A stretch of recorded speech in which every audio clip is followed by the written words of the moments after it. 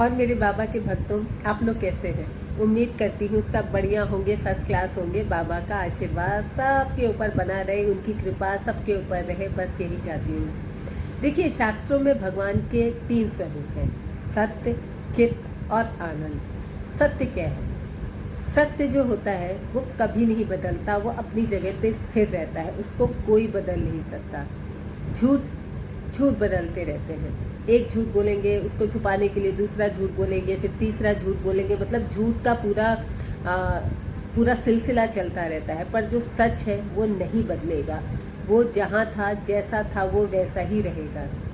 तो सत्य कौन हुए? हमारे प्रभु। सिर्फ प्रभु ही ऐसे हैं जो सत्य है, जो कभी नहीं बदलते। तो साथ किसका देना चाहिए? सत्य का, सच का। जब ये संसार नहीं था तब भी प्रभु थे, आज जब ये संसार है तब भी प्रभु हैं, और हम सब यहाँ से चले जाएंगे तब भी प्रभु रहेंगे, क्योंकि प्रभु सत्य हैं जो कभी नहीं बदलते। संसार में हर एक चीज़ परिवर्तनशील है। रिश्ते ले लीजिए, नाते ले लीजिए, चाहे कोई भी रिश्ता हो, समय ले लीजिए, सब कुछ परिवर्तनशील है, सब बदलता है। बचपन जाता है, जवानी जाती है, बुढ़ापा आता है। मतलब जब आपकी लाइफ ही स्थिर नहीं है तो फिर क्या स्थिर होगा? हर एक चीज़ बदलती रहती है। इवन शरीर का एक एक रोया बदलता है, पुराने रोए झड़ जाते हैं, नए आते हैं, बाल झड़ जाते हैं, नए आते हैं। हर एक चीज़ बदलती है, हर एक चीज़ परिवर्तित होती है।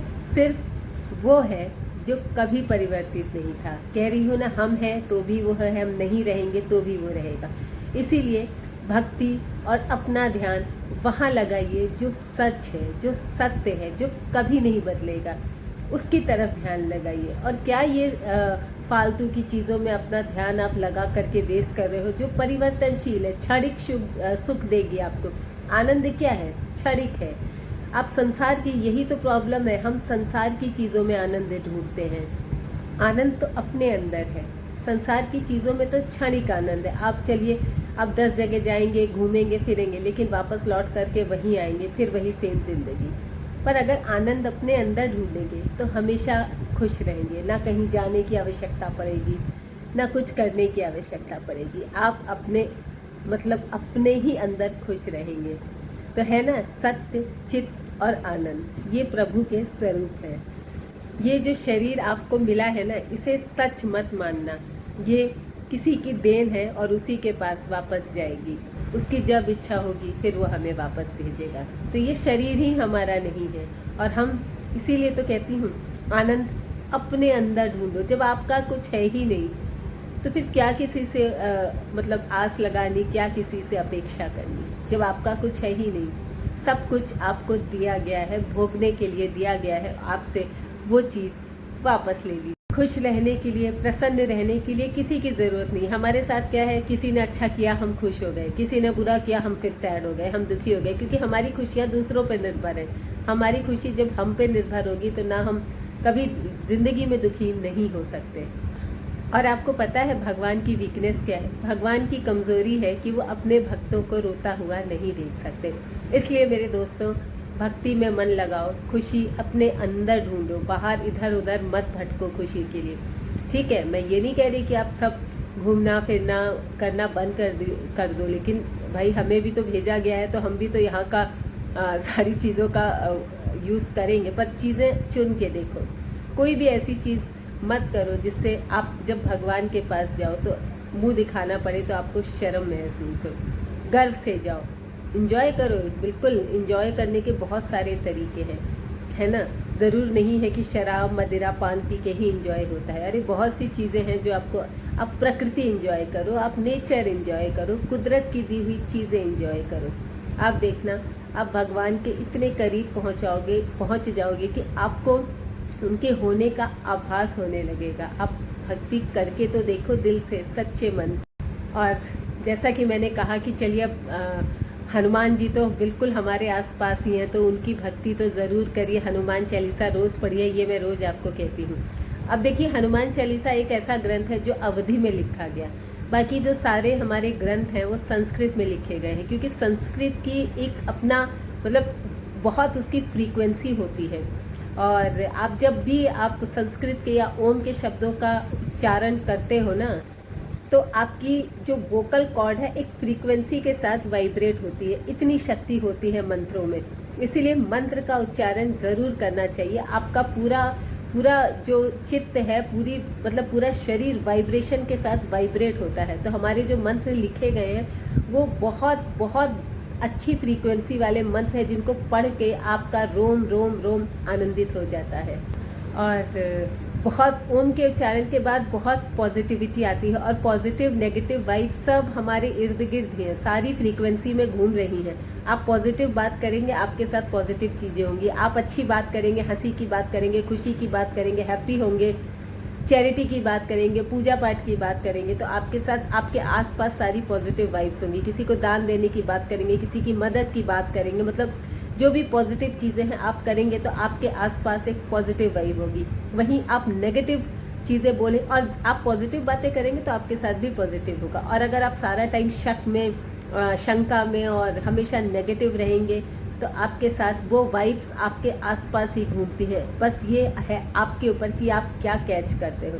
हमेशा दुखी रहना, अरे मेरा ये नहीं हो रहा, अरे इसको, तो आपके आसपास आपके सराउंडिंग्स में वो वाइब्स घूमती रहेंगी और आपके साथ भी अच्छा नहीं होगा। इसीलिए बातें हमेशा पॉजिटिव करिए, हमेशा चाहे कुछ भी हो जाइए आप पॉजिटिव रहिए, चाहे कुछ भी हो जाए आपको पॉजिटिव रहना है, क्योंकि जितना आप पॉजिटिव रहेंगे आपके आसपास पॉजिटिव वाइब्स रहेंगी और आपके साथ सब कुछ पॉजिटिव होगा। और सारा टाइम निराशा में, शंका में जिएंगे तो आपके आसपास सिर्फ और सिर्फ नेगेटिव वाइब्स रहेंगी। और वो कहते हैं ना, कॉस्मॉस में एनर्जीज घूमती हैं, आपको चुनना है कि आपको क्या करना है, पॉजिटिव रहना है, नेगेटिव। न्यूटन ने भी एक बात कही थी जो कि बहुत पते की बात है कि every action has a equal and opposite reaction. तो आप जिस फ्रीक्वेंसी पे बात करोगे आपके पास वो चीज़ें लौट कर आएंगी। जो पॉजिटिविटी आप दोगे वही पॉजिटिविटी आपके पास लौट कर आएगी। नेगेटिविटी दोगे तो नेगेटिविटी आपके पास लौट कर आएगी। ये बड़े से बड़े साइंटिस्ट भी प्रूव कर चुके। और साइंटिस्ट अपना कितना भी दिमाग लगा ले, पर जो पावर मंत्रों और श्लोकों से आती है, साइंटिस्ट की कितनी भी दवाएं ले लो, कितना भी उपचार करा लो, वो पावर आप में आ ही नहीं सकती हमारे, क्योंकि साइंटिस्ट भी परेशान है। कुछ चीज़ें ऐसी हैं जो बियॉन्ड इमेजिनेशन है, जो आप सोच भी नहीं सकते कि क्या है। आप कभी, साइंटिस्ट ये तो कर देगा कि आप बीमार हो तो आपको 100 तरह की दवाई दे देगा। अगर मान लीजिए किसी की मृत्यु हो गई तो क्या वो किसी को जीवित कर सकता है? ये पावर अभी भी साइंटिस्ट के पास नहीं है। बहुत सी ऐसी चीज़ें हैं जो अभी भी साइंटिस्ट नहीं कर पाए हैं। कैसे होती है? कौन सी शक्ति है जो इनको चला रही है? कौन सी शक्ति है? इतना बड़ा नेचर है हमारा, इतना बड़ा नेचर है, कौन चला रहा है? सूरज समय पे उगता है, चांद समय पर डूबता है, निकलता है, सबका एक टाइम सेट है। ये सब साइंटिस्ट कर सकते हैं। कौन चला रहा है ये पूरा ब्रह्मांड, ये पूरा संसार? एक तो शक्ति है ना जो बियॉन्ड साइंस के भी ऊपर है, परे है, जो कि साइंटिस्ट, क्या बड़े से बड़ा साइंटिस्ट, चाहे दुनिया का महान साइंटिस्ट भी ये चीज़ें आज तक नहीं कर पाया। किसी का जन्म और मृत्यु कभी भी साइंटिस्ट के हाथ में नहीं है। तो कोई तो ऐसी एनर्जी है हमारे, मतलब जो इस ब्रह्मांड को चला रही है। यही तो फील नहीं होता लोगों को, यही तो लोग नहीं समझते हैं। सिर्फ साइंस, ठीक है, साइंस आजकल के ज़माने में साइंस ने बहुत तरक्की कर ली, लेकिन साइंस को अभी, मतलब कितनी भी तरक्की कर ले, वहाँ तक पहुँचना मतलब इम्पॉसिबल। क्या कभी ज़िंदगी लग जाएगी साइंटिस्ट को, लेकिन कभी नहीं पहुँच पाए। इतने सारे साइंटिस्ट के पास हमारे यंत्र हैं जो हमारी प्राकृतिक आपदाएं आती हैं, कि भूकंप आना है और जो भी चीज़ें, जो भी हमारी प्राकृतिक आपदाएं हैं, सूखा पड़ रहा है, बहुत बारिश हो रही है, वो ये तो पता लगा लेते हैं कि हाँ ये चीज़ें होंगी, पर क्या वो इन चीज़ों को रोक पाते हैं? तो किसके हाथ में कंट्रोल है? सुप्रीम पावर कौन है? ये सब आपको सोचना होगा।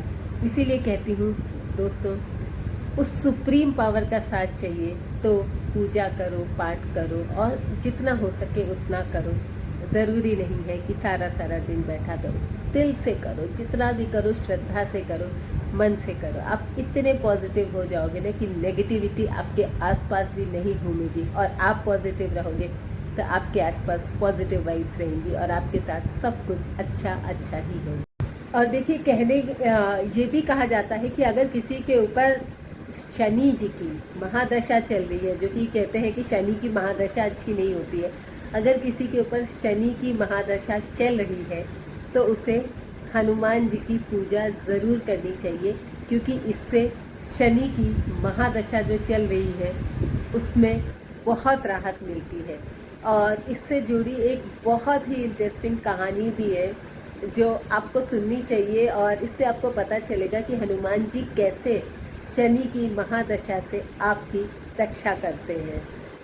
कहते हैं ना कि शनि की वक्र दृष्टि जिस पर पड़ती है उसका विनाश तय है, लेकिन अगर वो हनुमान की पूजा करता है तो शनि की वक्र दृष्टि से वो बच सकता है। तो ऐसी ही एक कहानी है कि एक बार शनि देव को अपनी शक्तियों पर बहुत घमंड था, और उनको इतना घमंड था कि उनको था कि वो जिस पे भी अपनी वक्र दृष्टि डालेंगे उसका तो अहित ही होगा। तो ऐसे ही एक बार हनुमान जी जो है वो जंगल में बैठ करके राम नाम का जप कर रहे थे, और उधर से शनि देव जी गुजरे। उन्होंने हनुमान जी पर अपनी वक्र दृष्टि डालने की कोशिश की, लेकिन हनुमान जी पर इसका कुछ भी असर नहीं हुआ। तो जब हनुमान जी पर इसका कोई असर नहीं हुआ, तो होता है ना कि जो भी कोई बहुत पावरफुल रहता है और दूसरा आदमी उससे डरता नहीं है तो उसे गुस्सा आता है। तो इस तरह से शनि देव भी बहुत क्रोधित हुए कि हनुमान जी ने एक तो कोई रिस्पॉन्स नहीं दिया, और उनकी वक्र दृष्टि का उन पर कोई असर नहीं हुआ, और वो अपने राम नाम में लीन रहे, मतलब वो राम नाम का जप उन्होंने कंटिन्यू रखा। इससे शनि देव को इतना ज़्यादा, बहुत ज़्यादा क्रोध आया कि शनि देव जी ने कहा कि अब मैं तुम्हारी राशि में प्रवेश कर रहा हूँ। कहते हैं ना कि किसी की राशि में अगर शनि दोष हो तो उसको जल्दी से सफलता नहीं मिलती, तो उन्होंने हनुमान जी को यही कहा। तो हनुमान जी को भी अब मतलब ये सुन करके थोड़ा गुस्सा आया, और उन्होंने कहा देखो मैं अपनी प्रभु भक्ति में लीन हूँ, मुझे परेशान मत करो। पर शनि देव जी बार बार उनको इंस्टिगेट किए जा रहे थे, बार बार उनको बोले जा रहे थे। और हनुमान जी अगर प्रभु भक्ति में लीन है तो वो तो मतलब उनके लिए तो प्रभु से बढ़कर कोई है ही नहीं। तो जब हनुमान जी ने उनसे कहा कि आप यहाँ से जाओ, मुझे प्रभु की भक्ति करने दो, तो शनिदेव ने गुस्सा होकर हनुमान जी की एक बाजू पकड़कर अपनी ओर खींचने की कोशिश, लेकिन हनुमान जी ने एक ही झटके में अपनी वो भुजा छुड़ा ली उनके हाथ। फिर उनको और क्रोध आया और उन्होंने हनुमान जी की दूसरी भुजा पकड़ ली। इससे तो हनुमान जी को क्रोध आ गया, क्योंकि वो बार बार मना कर रहे थे मुझे डिस्टर्ब मत करो, लेकिन वो मान ही नहीं रहे थे। तो उन्होंने क्या किया, शनिदेव जी को अपनी पूंछ में लपेट लिया, और एक पूंछ में लपेटते ही शनिदेव जी जो है वो बिल्कुल चित्त हो गए। लेकिन कहते हैं ना कि इससे भी शनिदेव का घमंड कम नहीं हुआ, और उन्होंने कहा कि तुम्हारे प्रभु श्री राम मेरा कुछ नहीं बिगाड़ सकते। पर इतना सुनने की ही देर थी कि मतलब राम जी के लिए इस तरह कहना हनुमान जी तो कतई बर्दाश्त कर नहीं सकते थे। तो इससे तो हनुमान जी का क्रोध इतना बढ़ गया, और उन्होंने शनिदेव को इधर उधर सब जगह पटकना शुरू कर दिया। इससे शनिदेव जी जो है बिल्कुल पस्त हो गए, और उन्होंने हाथ जोड़कर हनुमान जी से माफ़ी मांगी। उन्होंने शनिदेव जी ने देवताओं से भी मदद की पुकार की, पर उनकी सहायता के लिए कोई नहीं आया। तो उन्होंने जो है हनुमान जी के सामने नतमस्तक हो गए और सरेंडर कर दिया। और इस पर शनिदेव जी ने हनुमान जी से माफ़ी मांगी, और उन्होंने कहा कि अब मैं मतलब आपकी छाया से भी दूर रहूँगा। तब से कहा जाता है कि अगर कोई सच्चे मन से हनुमान जी की भक्ति करता है तो शनिदेव की जो वक्र दृष्टि है वो उस पर नहीं पड़ती, और हनुमान जी सदैव शनिदेव के प्रकोप से रक्षा करते हैं। तो ऐसी ये एक कहानी है जो कि मान्यता है और मानी जाती है कि अगर आप हनुमान जी की भक्ति कर रहे हैं तो शनि की वक्र दृष्टि आपके ऊपर नहीं। तो इसीलिए कहते हैं ना मेरे दोस्तों, हनुमान जी आपको हर कष्टों से मुक्ति दिलाते हैं, हर कष्टों से आपकी रक्षा करते हैं, हर कदम कदम पर आपके साथ है। बस आपको देखने का नज़रिया चाहिए। अगर नज़रिया है और पक्का दृढ़ निश्चय है हनुमान जी की भक्ति में, तो हनुमान जी आपको आपकी मदद ज़रूर करेंगे, चाहे आपको किसी भी टाइप के कष्ट हो। हाँ, मैंने जैसा कि कल के वीडियो में बताया था कि आपको धन दौलत शहरत ये सब चाहिए, तो शायद हनुमान जी इस तरह से नहीं आएंगे कि आपको धन दौलत प्रदान करें। बट अगर आपको प्रोटेक्शन चाहिए, सुरक्षा चाहिए, भय है, किसी चीज़ से डर है या एंग्जाइटी है, किसी चीज़ से प्रॉब्लम है, तो हनुमान जी आपकी मदद ज़रूर करेंगे। और हाँ, धन दौलत शोहरत के लिए जो आप कार्य कर रहे हैं, मतलब वो आपके कार्य में आपकी सहायता करेंगे, आपको धन दौलत हाथ में ला के नहीं देंगे, उस कार्य में आपकी पूरी पूरी सहायता करेंगे। तो ये थी जो शनिदेव और हनुमान जी की कहानी है। और बाबा से मतलब हनुमान जी की बात हो रही है और बाबा से रिलेटेड बात ना हो, ये तो हो ही नहीं सकता। तो बाबा जी का भी एक बहुत ही अभी मतलब हाल का ही चमत्कार है जो मैं आपके साथ शेयर करूंगी, अंत तक ज़रूर सुनिए। एक जो सज्जन है ना, वो बहुत स्पीड में गाड़ी चला रहे थे और ये उन्होंने खुद अपनी स्टोरी शेयर की है। बहुत स्पीड में गाड़ी वो चला रहे थे और होता है ना, जोश जोश में आदमी बहुत तेज़ गाड़ी चलाता है। तो हाईवे था, तो हाईवे पे तो वैसे ही बहुत स्पीड में गाड़ियाँ जाती हैं, पर 80-90 की रफ्तार थी गाड़ी की और वो गाड़ी जा कर के डिवाइडर से बहुत तेज़ टकरा गई। और ये जो परिवार था ना, ये बाबा जी का बहुत बड़ा भक्त था। उनकी गाड़ी डिवाइडर से टकराई और सबको लगा कि होता है ना, अचानक से एकदम अंधेरा छा जाता है आँख के आगे। तो गाड़ी जब डिवाइडर से टकराई तो ये लोग भी घबरा गए क्या हुआ, लेकिन किसी को कुछ हुआ नहीं। ये चीज़ बहुत अच्छी थी कि किसी को एक खरोच तक नहीं आई। लेकिन इतनी तेज़ गाड़ी टकराने के बाद जब गाड़ी से वो लोग नीचे उतरे और देखें कि गाड़ी तो बहुत डैमेज हो गई होगी, क्योंकि बहुत स्पीड से टकराई थी।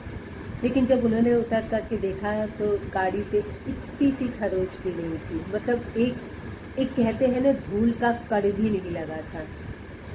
अब सोचिए ये चमत्कार कैसे हुआ। एक हल्की सी भी गाड़ी कहीं डिवाइडर पे या हल्का सा भी कहीं टकरा जाती है तो पूरा डेंट पड़ जाता है गाड़ी पे, पर उनको एक खरोच तक नहीं आई। अब आप देखिए ये किसका चमत्कार था। और फैमिली बाबा की भक्त थी और उन्होंने शेयर किया कि ऐसा लगा कि जैसे किसी हाथ ने आकर के वो गाड़ी को साइड में कर दिया। और पता नहीं, कह रहे थे कुछ अविचित्र टाइप का अनुभव था उस टाइम पे, क्योंकि उनके तो हाथ पांव फूल गए थे। तो वो कौन सी ऐसी शक्ति है जिसने प्रोटेक्शन दिया। तो इसीलिए मैं कहती हूँ हनुमान जी बाबा जी सब प्रोटेक्शन देते हैं आपको, किसी भी मतलब हर हाल में आपको प्रोटेक्शन देंगे, धन दौलत से नवाजेंगे, पर उस कार्य में आपकी हेल्प करेंगे, आपको पूरी सहायता देंगे, आपको पूरा प्रोटेक्शन देंगे। बस दिल से विश्वास करिए। तो ऐसी कितने मिरेकल्स बाबा जी के हैं, हनुमान जी के चमत्कारों से भरी पड़ी है ये धरती। तो इसीलिए मेरे दोस्तों, अगर नहीं शुरू किया है चालीसा पढ़ना या ओम हम हनुमते नमः या विनय चालीसा, तो अपनी ज़िंदगी में इसको ज़रूर शामिल करिए और इसके बहुत बहुत बहुत पॉजिटिव आपको फ़ायदे मिलेंगे। और मंत्र उच्चार से तो मैंने आपको शेयर किया ही है कि कितनी वाइब्रेशन हमें आती है। आई होप आज का वीडियो आपको पसंद आया है, और पसंद आया हो तो लाइक ज़रूर करिएगा और राम नाम का कमेंट ज़रूर लिखिएगा, क्योंकि इससे मुझे बहुत प्रसन्नता होती है और मुझे लगता है कि हाँ, लोग राम का नाम सुनना चाह रहे हैं, लिखना चाह रहे हैं। चलिए आज के लिए इतना ही। कल एक नई कहानी के साथ फिर आपके साथ हाजिर।